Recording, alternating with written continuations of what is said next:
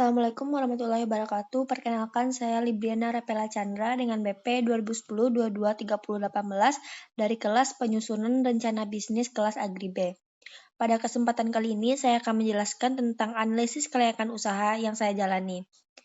Yang pertama yaitu adapun aspek-aspek kelayakan usaha terdapat 6 aspek. Yang pertama yaitu aspek teknis, yang kedua yaitu aspek kelembagaan, organisasi, manajerial, yang ketiga aspek sosial, yang keempat aspek komersial, yang kelima aspek finansial, dan yang keenam aspek ekonomi.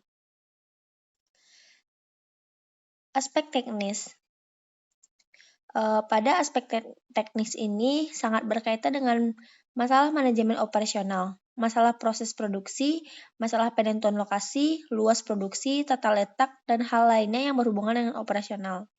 Untuk aspek teknis adalah suatu aspek yang mana dapat menilai kesiapan usaha kita dalam menjalankan kegiatan, dengan penilaian ketepatan lokasi, luas lokasi, layout, serta kesiapan mesin dan teknologi. Untuk lokasi, pada usaha hidroponik ini terletak pada Jalan Auduri Baru nomor 4A, Kota Padang, yaitu terletak pada Padang Timur dengan Provinsi Sumatera Barat. Untuk pemilihan lokasi ini kami juga mempertimbangkan dengan baik yaitu tentang persaingan yang mana setelah melakukan survei bahwa toko pertanian perlengkapan hidroponik pesaingnya itu jaraknya sekitar 20 km. Dengan survei ini maka dapat dikatakan bahwa lokasi yang dipilih mempunyai tempat yang strategis dan jauh dari pesaing. Pada skala produksi, untuk skala produksi perlengkapan hidroponik ini kami memiliki stok yang banyak dan itu pun tergantung skala penjualan. Jika skala penjualan menurun, maka kita sebagai produsen tidak perlu menstok terlalu banyak. Untuk layout lokasi, usaha kami membangun sebuah bangunan seperti ruko yang mana mempunyai 2 buah ruangan penyimpanan stok. Selanjutnya yaitu aspek kelembagaan. Aspek kelembagaan yaitu aspek organisasi dan manajerial digunakan untuk meneliti kesiapan sumber daya manusia yang akan menjalankan usaha tersebut. Kemudian mencari bentuk struktur organisasi yang sesuai dengan usaha yang akan dijalankan.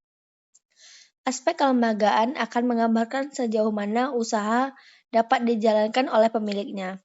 Usaha penyediaan perlengkapan hidroponik yang merupakan jenis kelembagaan usaha mikro kecil menengah atau UMKM.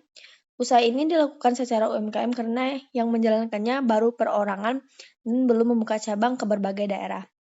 Menurut Undang-Undang Nomor 20 Tahun 2008 mendefinisikan UMKM adalah sebagai sebuah perusahaan yang digolongkan sebuah UMKM, yaitu perusahaan kecil yang dimiliki dan dikelola oleh seorang atau dimiliki dari sekelompok kecil orang dengan jumlah kekayaan dan pendapatan tertentu.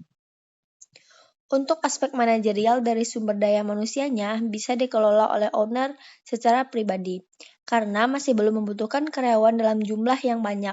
Hanya ada sekitar 5 orang karyawan. Sumber daya manusia yang digunakan tergolong sedikit, akan memberikan kemudahan dalam alokasi upah dan gaji, namun akan menyebabkan rangkap jabatan dalam proses kegiatan usahanya. Aspek manajerial penjualannya dilihat dari sistem beli langsung ke toko atau online. Sebagai owner tentu akan menyediakan produk sesuai dengan kebutuhan konsumen. Hal ini dilakukan agar tidak terjadinya kerugian dari segi penjualan. Yang ketiga yaitu aspek sosial. Pada aspek sosial ini, pada hakikatnya, sebuah usaha memiliki tujuan memperoleh keuntungan. Namun ada beberapa usaha yang ingin memberikan pengaruh positif bagi kehidupan sosial di sekitarnya. Sebuah usaha yang dapat memenuhi kebutuhan konsumen dapat dikatakan memberikan manfaat sosial dalam memenuhi kegiatan konsumen tersebut. Pada usaha ini, owner mampu memenuhi kebutuhan usaha tani hidroponik sebagai bentuk pemenuhan kebutuhan untuk keberlangsungan usaha tani konsumen. Dan juga mempermudah konsumen untuk membeli perlengkapan hidroponik melalui website online agar menghemat biaya. Serta dalam usaha ini, owner juga mampu mengurai pengangguran. Dengan demikian, pekerja sudah bisa mendapatkan penghasilan dan meningkatkan mutu hidup. Yang keempat yaitu aspek ekonomi. Pada aspek ekonomi, usaha ini berperan dalam meningkatkan ekonomi warga yang bekerja sebagai karyawan, yang mana memiliki 5 orang karyawan. Dengan itu, maka dapat dikatakan usaha ini mampu menambah nilai ekonomis dari karyawan.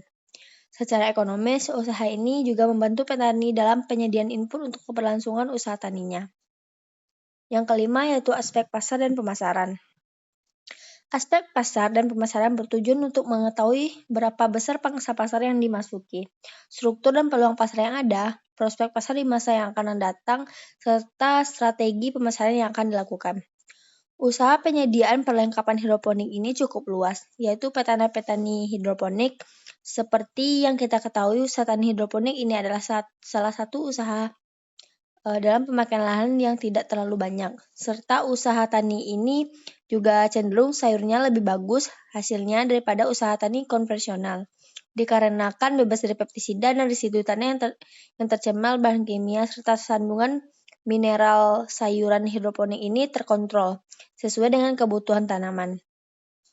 Prospek pasar pada masa akan datang juga akan lebih luas dikarenakan orang-orang akan memilih bertani dengan sistem modern daripada konvensional.